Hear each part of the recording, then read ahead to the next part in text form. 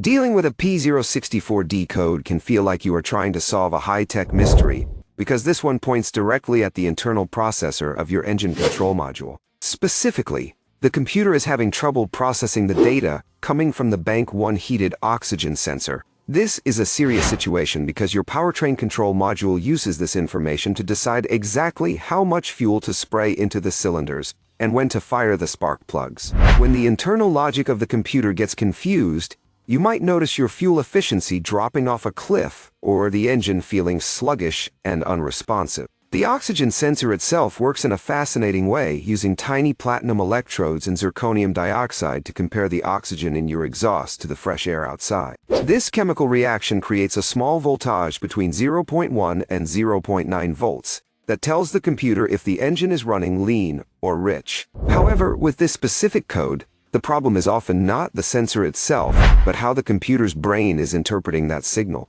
You should still start with the basics by checking for exhaust leaks or damaged wiring that could be tripping up the system. Use your digital volt ohm meter to verify that the sensor is receiving power and has a good ground.